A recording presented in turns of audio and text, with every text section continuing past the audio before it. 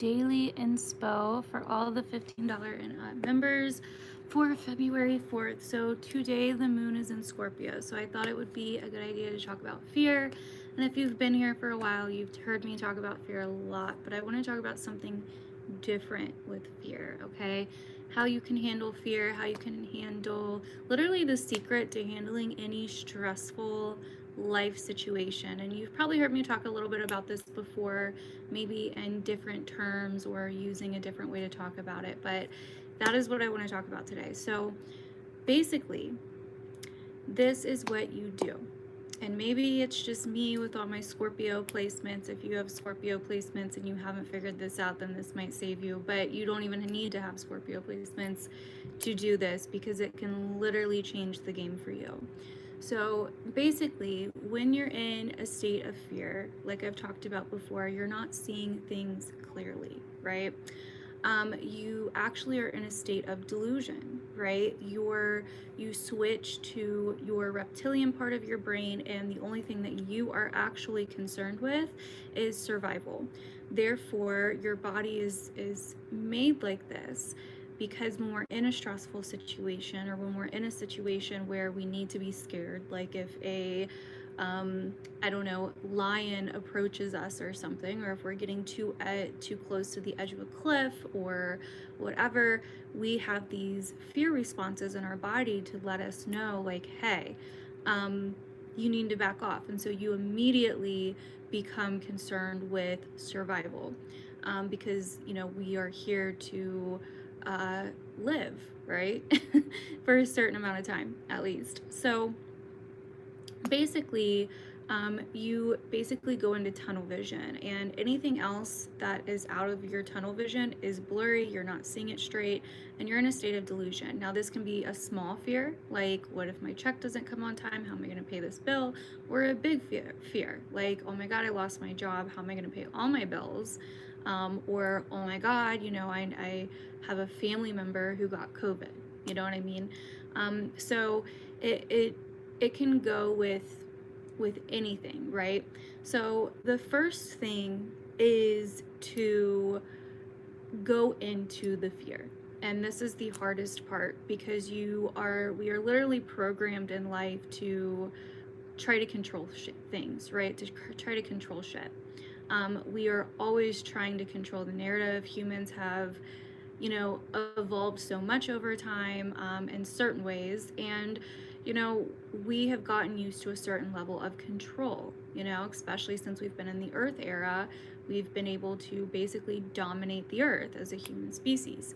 Not that I don't think the Earth is powerful, or that I am saying that the Earth can't protect herself, because I believe that she sure can. And basically, when you insinuate that we need to somehow do certain things to protect the Earth, not that I don't think we shouldn't, but some people, basically, the way they talk about it insinuates that the Earth doesn't have power, basically. So anyways, back to fear. So basically, when you're in a state of fear, you get into a delusional survival-like state. You're unwilling to see things from a different point of view, because subconsciously the fear is being based off of a belief system, a belief that you have, that you think will happen. And so you're only going to subconsciously look for anything that's going to prove things right. Now, to prove your fear right. Now, if you really start paying attention to whatever you're scared of, you can think of a fear that you're scared of right now, and you can watch how this process happens as soon as you think of it. Are you interested in anything that's going to prove your belief wrong when you're in that state of fear? Likely not.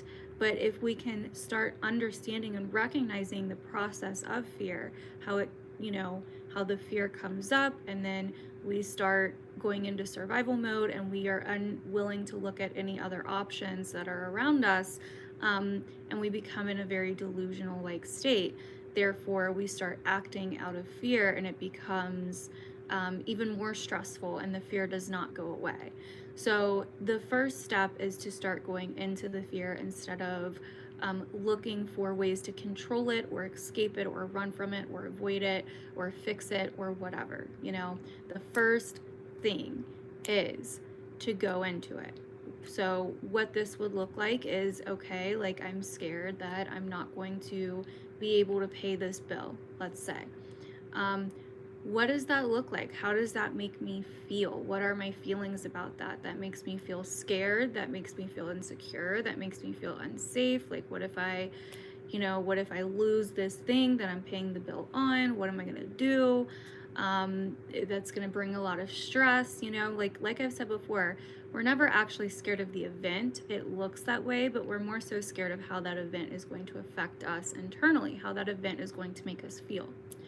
So once you go into the fear and say, okay, I'm going to go into this, I'm going to face this and figure out what it really is that's really scaring me, that's really bothering me. And so you go into it, and then the next step is getting real with yourself, right? Can I control this situation, or can I not control this situation? You have to put yourself in those two options, and you have to pick one. You can't sit on the fence, because sitting on the fence leaves you in fear and it makes you miserable, and that's what carries the fear out, right? So you have to get off the fence. If I can do something about it, I'm going to do it. But I'm also going to accept that whatever the outcome is out of my control. Because a lot of the times the outcome is that, really all the time, the outcome is out of our control, right? If we pay that bill but it's late, what if the service or the possession, is taken anyway, right? So coming to a level of acceptance with not being able to control the outcome and the worst possible case scenario happening, right? If you have a family member that's sick, for instance, you need to feel that. That's grief. You can't just run from it or try to escape it. You need to go inside and feel that. Worst possible case scenario, what if they don't make it? You know what I mean? That hurts, right? So you feel those feelings, you feel the grief, and then you accept that you have no control over the outcome, and that either way it will be okay. It may hurt, but it will be okay. And that, also the way that we view death is a whole nother thing in itself. But, those are some examples. So you find a way to accept the situation. Now, if you're really struggling with accepting it, which a lot of people do, which is why we run from it or try to control it, because we don't want to accept it, right? Another way that you can do it is to completely jump over to the other side of looking at it and say, okay, what can I find about this situation that's good, or that is seemingly good, or that, something good that could come from this that maybe I'm not seeing, right? How can I find the light in the dark, basically, right? How can I make this situation into something that is beautiful, or something that may actually be beneficial to me or others? And once you start looking at things in that way, because change happens all the time, and I'm sure if you look back through your life, you can see things that were happening that were out of your control, that you were so deathly scared of, but that they led to something beautiful eventually, and you're almost grateful that it happened. You're almost grateful that that thing or that person or that whatever, was taken from your life in some way, shape, or form, right? So this is why, and we can't always see the bigger picture. So we have to find a way to work with the fear instead of against it. Because when we're working against it, we're chasing our own tail the whole time, and we're just going to remain miserable. We're going to remain wanting to be in control. We're going to remain frustrated. We're going to remain feeling like we are powerless, and giving ourselves the message over and over and over again that we are powerless, and that we suck and we're not doing something right, and oh my god, oh my god, oh my god, You know, what am I going to do? How is this going to happen? Like, what am I, you know? And so we have to pull ourselves inward and say, okay, what is the fear here that I don't want to look at, that I don't want to deal with? Ouch, that hurts. That's scary. How can I find a way to accept this and find some kind of peace with it, or find some kind of security within it? You know, and grounding yourself works very well too.